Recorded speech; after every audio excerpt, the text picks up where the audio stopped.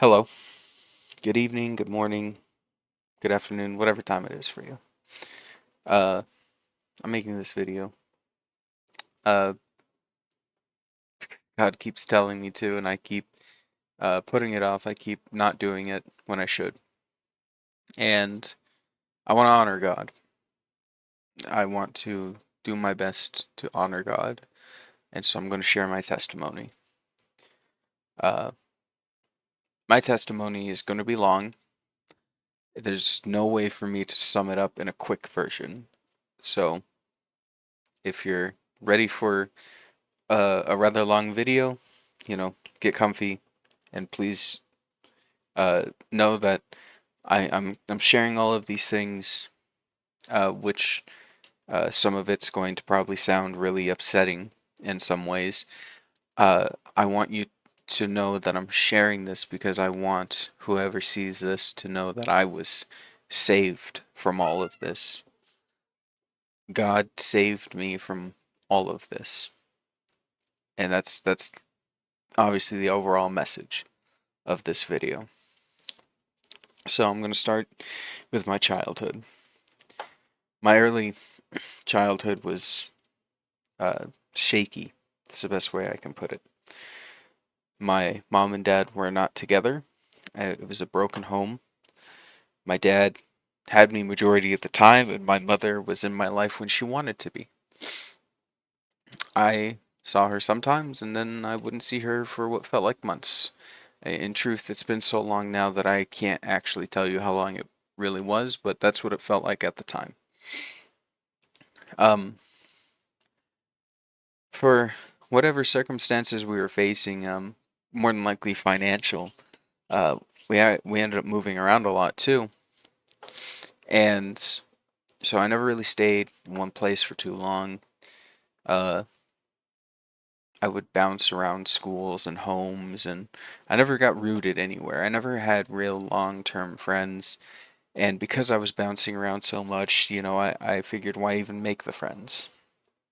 And this was all sort of the beginning of my depression, if you will. And this was all pretty much, um, I guess before fifth grade. Uh, I can't even think of how old I would have been then. Uh, but before fifth grade, that's when a lot of this was happening. And fourth grade, the the climax of a lot of these issues would come to a head. Um, Somehow, my mom and dad and grandparents, we all ended up in the same house. Uh, I can't remember exactly why. My mother ran some sort of issue, and so my dad and grandparents decided to give her a chance to stay with us.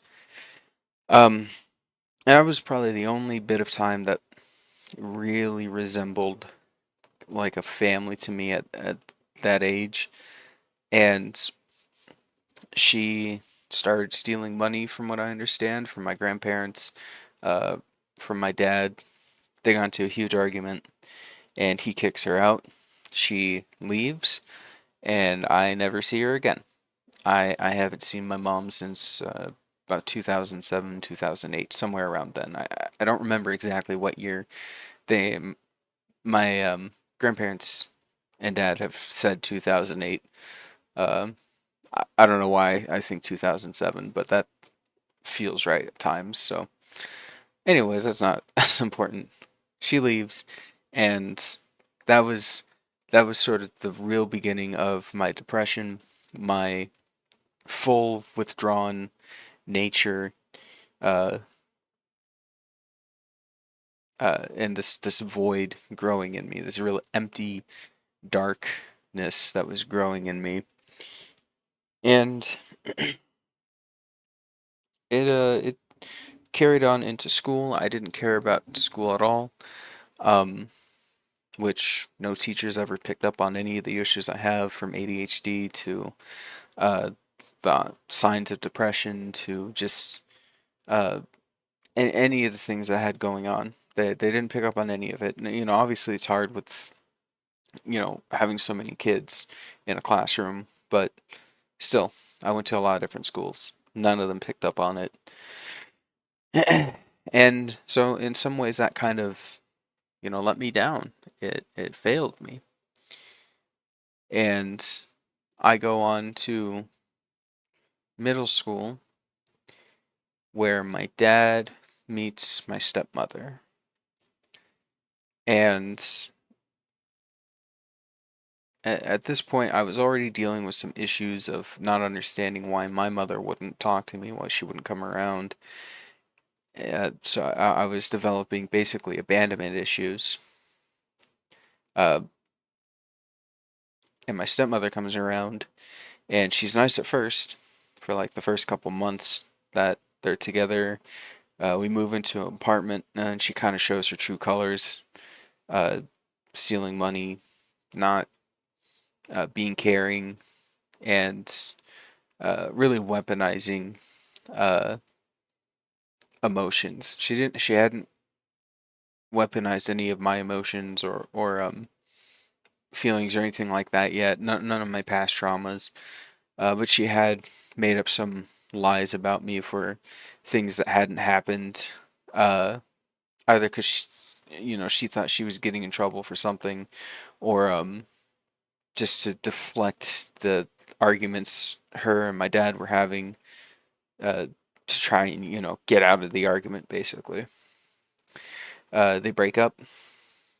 We move in with my grandparents.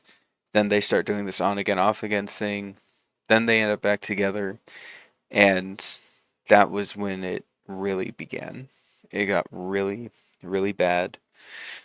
The arguments in this home, I am telling you, I still have issues because of it.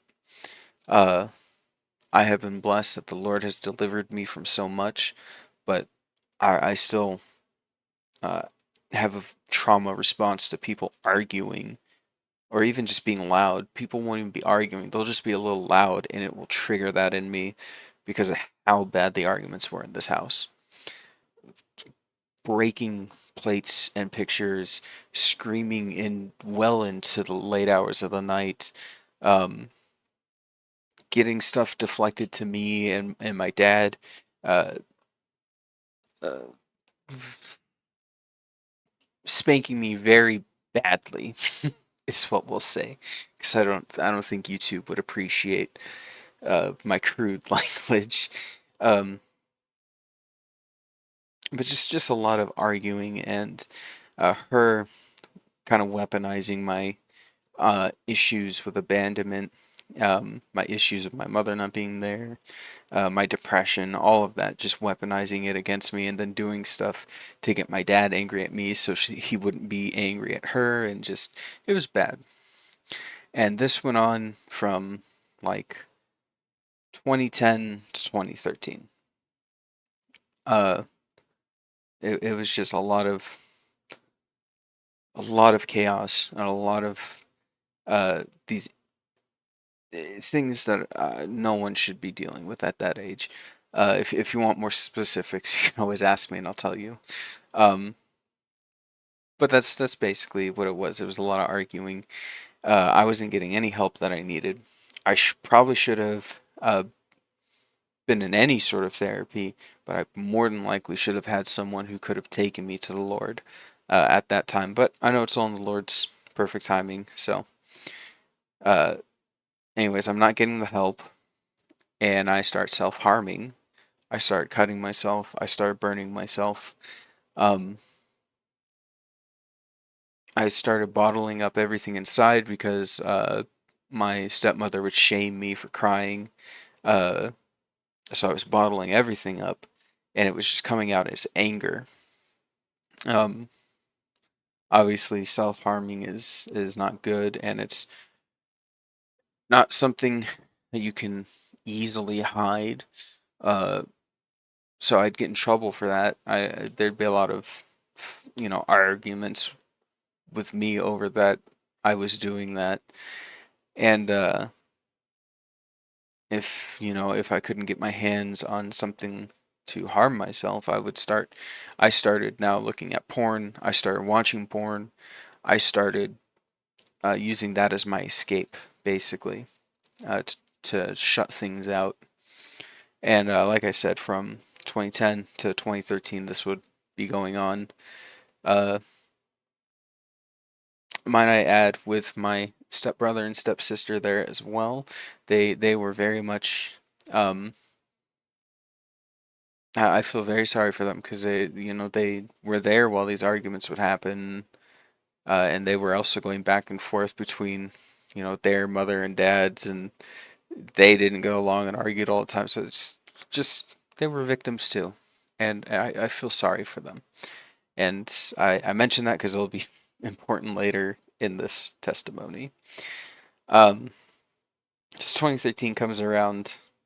It's about November 2013, and my father and stepmother have this huge argument, and finally my dad packs up our stuff and we go to my grandparents, and that's the last time we're all together like that.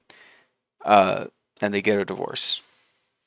Um, now this is uh kind of a weird spot for me to be in because now she's gone. We're kind of all living together. My dad and grandparents were living in this house together, which was um the house that my dad and stepmother were living in when this final fight happened, and then they get the divorce. So we're all living in there. I'm having a lot of calm all of a sudden, uh, but I can't process anything. I didn't know how to, and I just kept bottling everything up. So I kept self harming. I kept hating myself. I kept giving in to lust. I kept just going down these darker and darker paths. Um, and it led me to not believing in God. It led me to atheism. I thought that nothing really mattered. I thought it was all just chance. Uh, I couldn't, I couldn't see the forest through the trees. I was so blinded by my own hatred for myself and everyone else, and I wasn't processing any of the things I needed to, and it was just festering in me, and it made this void grow more and more and more and more in me. And so the last bit of my years in high school were pretty rough, pretty rough, because I couldn't focus, I couldn't think, I couldn't do the things I need to be doing. This led me to my first suicide attempt. Uh, believe it was my, I want to say junior year, but it could have been senior year, junior or senior year. And I go to the hospital. I'm out of school for like a month because I had to go to this program thing for a week, and I was starting to kind of get help. Um, but the program was a week long, you know. Eh. So it was just not it wasn't long enough. I needed more than that. Uh, and I end up dropping out of school my senior year.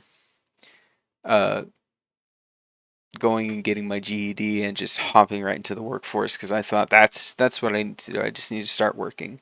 So at 18, I dropped out because my dad wouldn't let me do it before then. So I waited till my 18th birthday and I went in there and said, I am done with this. I'm dropping out. And I went and got my GED. Then I found my first couple jobs. I started working. I started making some money. Um, while I was doing this, my dad had met another woman. He had a child with her who is my half sister. Um, they get into a huge argument and break up, which, uh, you know, it was just more kind of confirmation. Like, yeah, this world doesn't matter. None of these things matter. This sort of stuff keeps happening. Why should I care? Why do I care? And I just fell in further and further into that darkness and that hatred, and I was getting into arguments with everyone. I'd get into arguments with my grandmother, with my dad, with random people online. I was living in hatred. And, I was doing everything it said. I was serving various lusts and pleasures. I was living in hatred. I hated everyone and myself. I hated myself. And this kind of came to a breaking point between me and my dad because me and him never resolved anything. And I get into this argument with him one day, which it was so funny now that I look back on it because I had been home from work, sleeping. This is my day off, so I was sleeping in, and I guess in my kind of sleepy state, he came and asked me if I want pancakes, and I said yes, but I honestly don't remember it, and so I was, I I guess I fell back asleep. He got mad. He got really, really mad, and he started saying how disrespectful I was and how I did this on purpose and just all this sort of stuff about me doing this on purpose to be rude to him, basically. And I tried telling him, I'm sorry, I fell asleep, I didn't mean to. And the argument just kind of keeps going on and on. There's no resolve to it. And finally, he threw one of those uh, fans, if you've ever, the ones you get from Walmart. Um, he threw one of those at me, and I just decided then I'm done with this. I'm not doing this anymore. I've spent all this time, living with you, having you act this way. I can't do it anymore. So I packed up my stuff into a friend's truck and I bounced. I left that home. I went and found somewhere else to live with a friend, and uh, this this was certainly where some of my early adulthood started to form. I uh, ended up crashing on this guy's floor. I was excuse me. I was sleeping literally on a floor in a filthy uh one bedroom apartment. There were roaches everywhere. It was just bad. It was really bad. Uh then one day me and this guy get into kind of an argument because he hasn't given me a key to the place yet. I'm paying rent, but he hadn't given it to me. And he goes out to go hang out with someone. He doesn't tell me he did this while I was out on a walk, and I come back and door's locked. I'm like, "Hey, where are you? I'm trying to get in." He's like, "I'll be back when I'm back," and I'm like, "I'm paying rent for here. This is ridiculous." So I broke the door open, which admittedly that was a very dumb decision of me to make, uh, but I did, and he kicked me out, rightfully so, I believe. I not behaving very well, and so I ended up at work. Uh, that we worked together, and he kicked me out at work. And I just want to say I'm sorry that my brain kind of scatters like this when I'm trying to remember these things. But anyways, he um he kicked me out while I was at work, and I was just sitting there waiting for the bus, trying to figure out what to do. And looking back now, I really do I really do realize just how much God looked out for me because I was sitting there crying, trying, not wanting to go back to my dad, but not knowing what else to do. And then it just kind of hit me to ask another friend I had. I'm like, hey, I got kicked out. I don't know what to do. Uh, can you help? And he said, yeah. So I rode the bus for I think like an hour or an hour and 30 minutes going to this guy's place. Uh, and this is basically a party house is the best way to put it. They they partied, not like partied, but it was a party house in some ways. Um, it was so weird. It went through days where it was like normal and everyone was chilling, and then it was like just a lot of people there all of a sudden. It was very strange. Um, but anyways, I end up there, and this is where I meet my first roommate, who I'll just say is, well, his name's Quentin.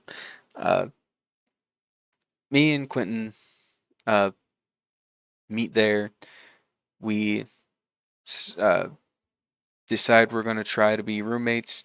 So we go to one of those uh, daily weeklies and move into that. Uh, I was not handling my money well, and I blew all my money. I blew all of it, and he didn't handle his money better either, and he blew all of his. Um, so we couldn't stay there. It was a week. We only stayed there for a week, and then we had to move out, and we moved back to the party house. And I was feeling really low then, because I knew I messed up, and I was just so low. Um, then we find these apartments, and we decide we're gonna try again to go and live there and make that work. So we move there, and I'll still never believe just how amazing God is because of this. I go and I live there, and within a month, I'm already messing up. I'm already not saving money. I'm not getting rent ready. I'm just really messing up.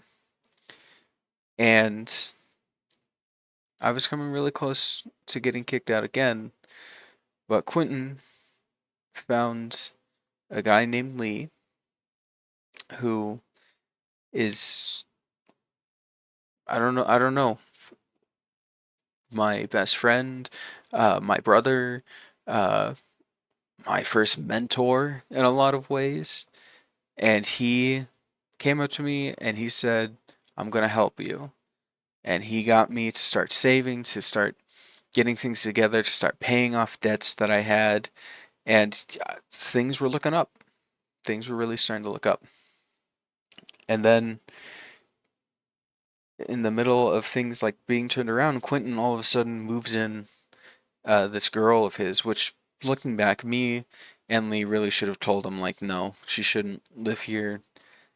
It just, we should have seen the signs. There were a lot of warning signs, but we let her live there. And he's starting to mess up with money. They're starting to, like, get into these arguments and dragging us into arguments in some ways, and it was just a bad situation to be in. Um, and I had during the middle of this, I had one of the first encounters with God, and I'll never forget it. Just like any of the ones I've had, I will never forget this. So Quentin tries to bring like a peace offering to me and Lee, basically, because things were tense, and he brings us some mushrooms, and I partook in some of them. I don't endorse that. I don't think anybody should do those things. I'm just giving the facts. It's what I did. And that night, it kind of everything kind of hit me at once, and all of a sudden, I heard this voice saying, uh, yeah, Jason, I love you. I love you so much, and you don't even know it. I see how much you hate yourself, but I love you, and I'm here for you. And I heard that, and I didn't even know what it was. It was the first real spiritual moment I ever had, and I look back now and I realize it was God. And that same night, I had this necklace I used to wear, kind of as uh, irony, I guess you could say. I had this pentagram necklace that I used to wear, and I just had a feeling, I'm like, I need to take this off. I need to get rid of this. So I took it off and I threw it somewhere, and it disappeared completely. It was completely gone. And I felt so much better after that, and I felt better for a long time after that too. It was a very powerful and intense moment in my life, and I realized that that was the first real steps um, I was taking towards God. But things don't end there, because obviously I'm not born again yet, and I was only just spiritual, as I would have said at the time. Me and Lee are getting a little closer together. We're talking more. We're sharing a bit more about ourselves. And one night, me and him go on a walk, and we're finally like, Quentin is becoming an issue, and we need to do something. And we decide we're going to move. We're going to go live in a trailer. I trust him because he's proven himself. He's still giving me a chance. So, come January 2020, we move into a trailer. And once again, things could not look more up and up. I had a good job at a call center. It was one that wasn't great, but I could do it for a long time and I could go to school while I did it. And I figured this is it. This is where the good stuff is going to start now. That's what I thought. I was wrong. Because come March that year we're full in COVID lockdowns and I get sent home to start working at home. Not much longer he does too.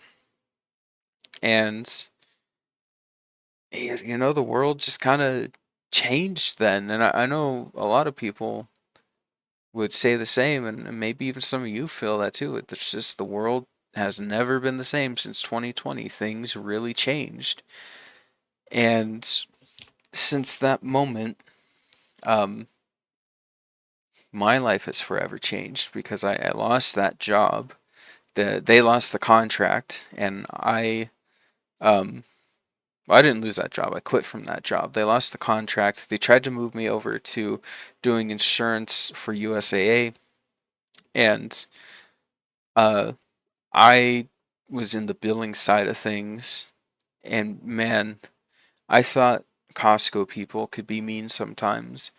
I My first day on the floor there, just every single person was mean and rude and hateful, and I just couldn't do it. I was like, I can't do this. And I remember I was going to go into work one day, and I was sitting at the bus stop, and I thought I'll just walk to the next one, uh, and that should cool me off. That should get me ready for work.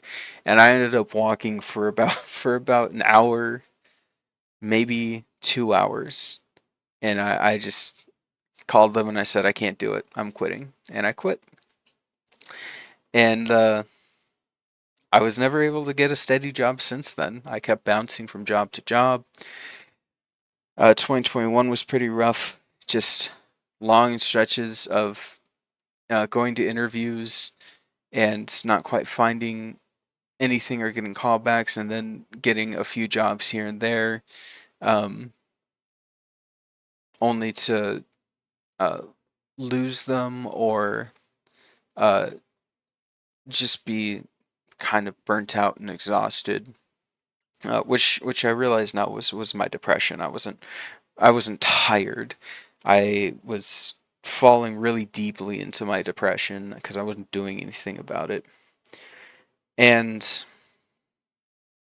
I, I just kept job hopping. And then 2022 comes,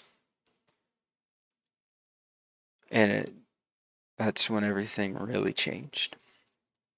My former stepsister accused me of doing something really bad to her. I uh, ended up getting arrested. Um,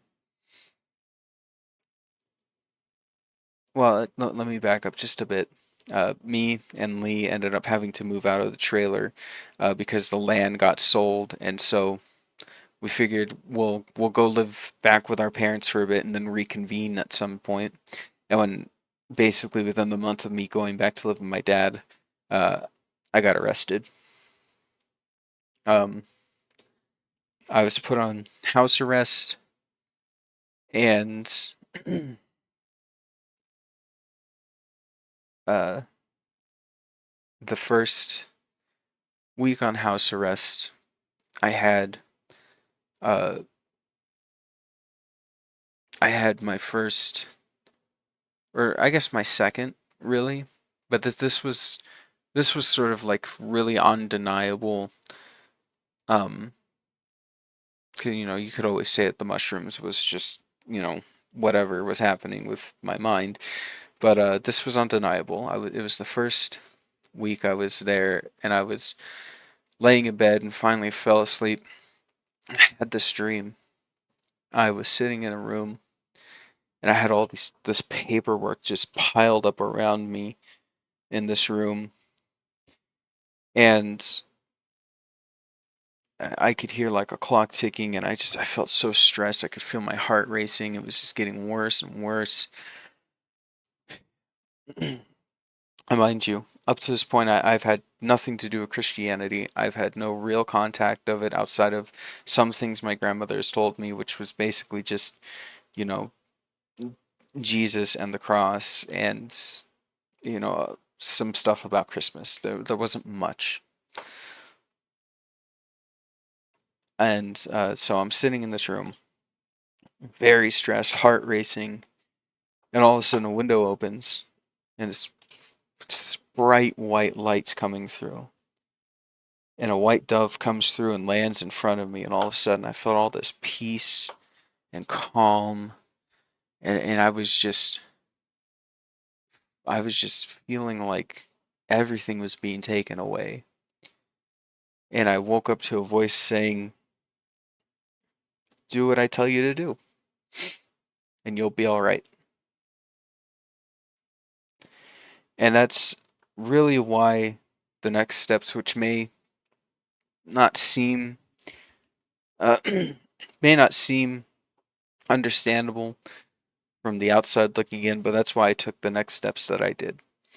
So I maintain I was being falsely accused. I still maintain that. It wasn't truthful. But my lawyer said basically I didn't have a defense. I didn't have a way to prove anything.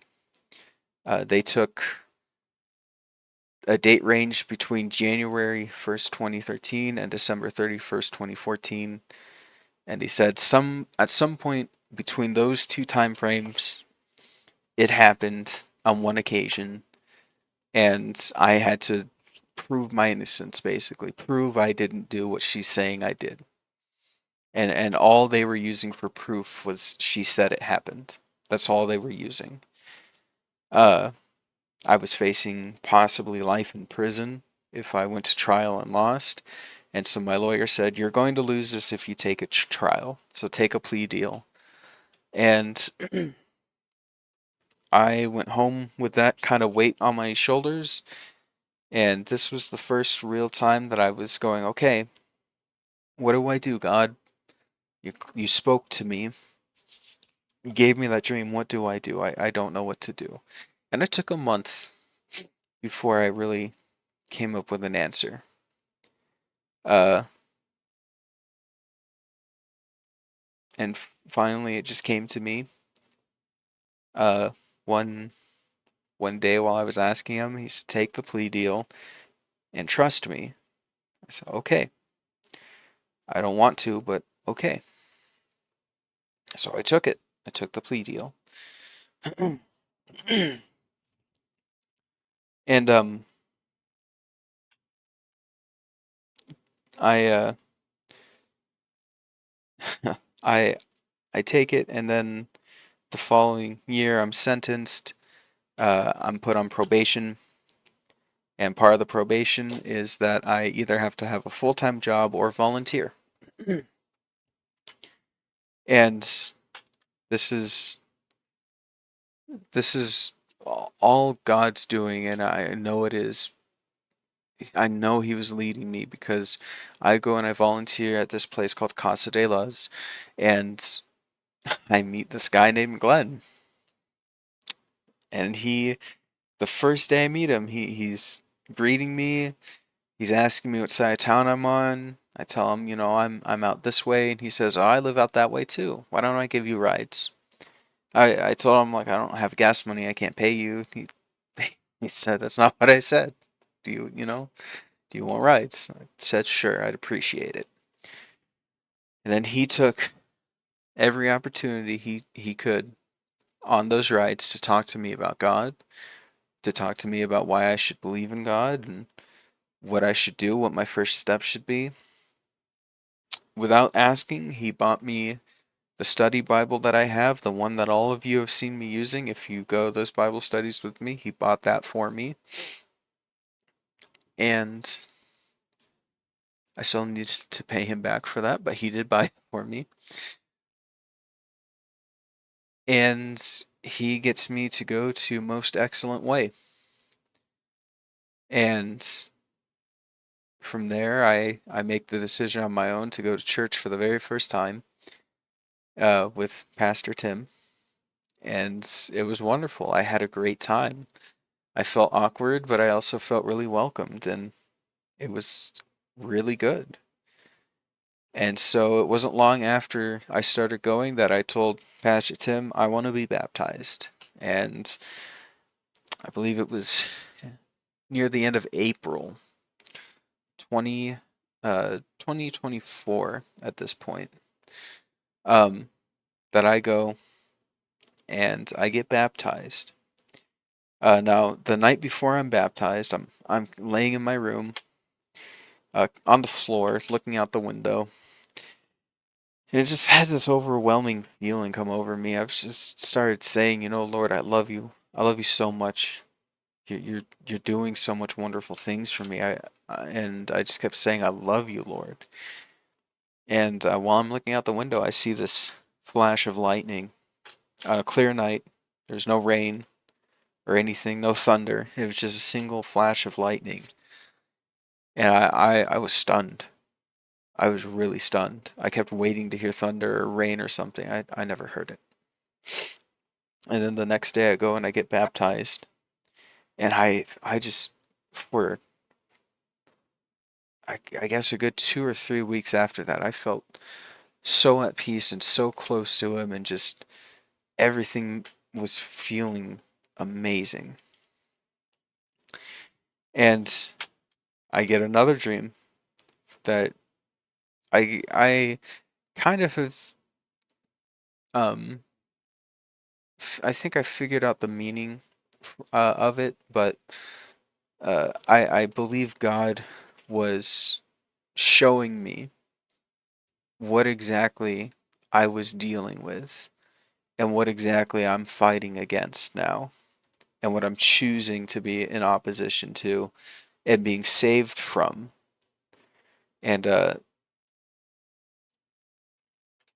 he gives me this dream where I'm outside this casino, and it's everything's gray around me, and I see this humanoid figure that opens a door, and I'm kind of like getting the feeling, okay, I need to go in there. I need to go see whatever's in there. And I walk in. The first thing I notice is you can feel how pitch black it is in there.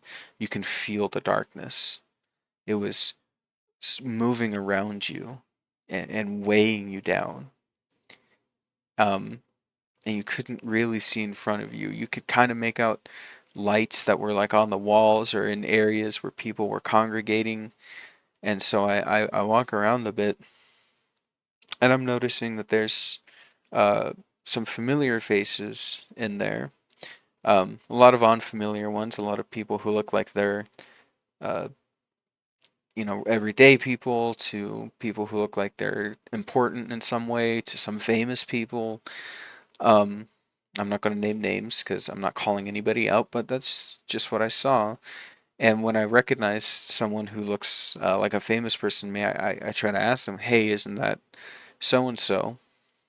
And they can't see me. They can't see or hear me. And that was another kind of indicator to me in the dream. Uh, I'm like, this is something different's going on here. This isn't like my other dreams. Um, and I was like, okay, just gonna keep walking because it's getting weird. So I start walking further. And I come across this hallway, and in this hallway on the right side, there's some like stairs leading up to somewhere else. And at the bottom of them, there's a very attractive, beautiful woman there. And she tries to like grab my arm and say, "Hey, come with me, come with me, come up these stairs, follow me." And all of a sudden, there's um there's a guy at the top of the stairs, but his face is disfigured, and it's horribly disfigured.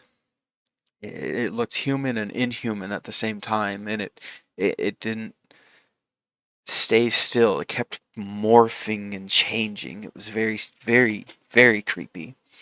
And he comes out and he says, "You need to let him go. He's a guest here." And she lets me go, and I'm like, "Oh, I don't really want to be a guest here. This is really weird. I don't understand this." And so I keep walking. I come across the first fully lit room that I see. The room is completely lit.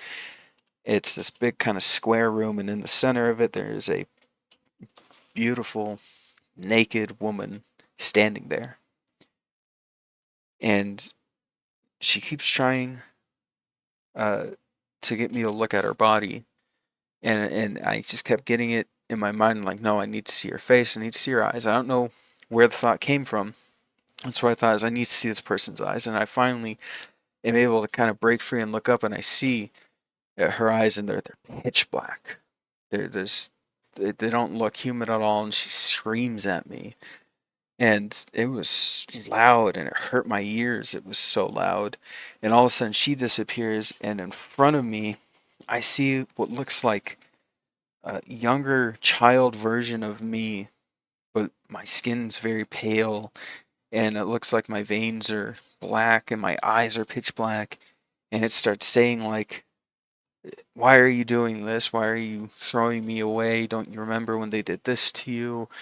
Aren't you still angry about this?" And he's just throwing all these things from my past up, and it's hitting me more and more. And in that moment, I was like, I know what I need to do. And I start saying, "In Jesus' name, I rebuke you." And I say it over and over. And I woke up, and when I woke up, I could feel something grabbing me. I could feel hands grabbing me, and I started screaming it. While I was in my room, I started screaming it, and all of a sudden, it just stops. I'm saying, "In Jesus' name, I rebuke you." I'm screaming this, and all of a sudden, it stops. It just flat out stops, and I'm fully awake, and I'm sitting up now, and I realize now, um, that was God showing me what He's delivered me from, and what I uh, put to death when I went to get baptized. He showed me. And what was even more kind of creepy for me is I went into the living room because I was fully expecting my grandmother to, like, you know, hear me or something. And so I go in there, and my grandparents are just sitting there watching TV, talking, and they don't say or comment or anything. They didn't hear me at all. So it's almost like I wasn't in the room. It was not at that moment, but when I was screaming, it's like they didn't hear anything. It was just very creepy, and it's what I was delivered from. It was what God delivered me from, and I'll never forget that. Uh, Now this doesn't quite end here because uh, the rest of that year I made mistakes. I ended up backsliding. I ended up falling fully into my depression until uh, basically in 2025 when Charlie Kirk was assassinated, and it's almost like the switch was finally flipped at that moment, and I could feel how much my heart had actually changed. And I didn't know it at the time, but I understand now that the backsliding I went through was that refiner's fire. That was God removing all of my impurities, or at least starting to. And they're not all gone. Obviously, He still puts me back in that fire. Um, but it wasn't like it was. It wasn't the full backsliding like it was. And I realized how much my heart had changed because of how much it hurt to see that. And I'd seen horrible things before on the internet. Um, but that one just, I could really feel and connect with how much that was affecting me. And I say all this, I tell you all of these things to tell you that God delivered me from all of that. God delivered me from all that pain and misery. He has given me a new heart. He is he is sharpening my mind. He is guiding me in ways that I don't understand. And he loves each and every one of us more than we will ever understand. And again, this is coming from someone who used to be an atheist, that was depressed and suicidal, who had abandonment issues, and still in some ways am uh, having to bring issues to the Lord that I'm discovering that I have because of that. And I'm telling you, it's real. He is real. He can change your life in ways that you wouldn't be able to dream. And I've experienced it. I I don't even feel the void that was in me anymore. I felt that void since I was a little boy, and it's gone. It's filled. I don't have that pain anymore. And he's real. Jesus Christ is the risen Savior. He went on that cross for me. He took the punishment for my sins. And if you accept him, he'll take them for you too. That's really all I have to say. If anyone has any questions about any of this, if you want to know more about, well, some of the more obvious stuff that I can probably imagine that you'd want to know, uh, feel free to ask me. You can leave a comment. I'll respond when I can, or you can ask me when we're in Bible study or whenever. But that is my testimony. That is how I came to God, to tell all of you that God is real, that He loves you, He wants to know you. And I just hope that you all have a very blessed day. And I look forward to seeing whatever your comments are. I look forward to wherever God's leading me from here. So, that being said, have a great day. And if you listened to the whole thing, thank you so much. I hope you stick around for the other videos.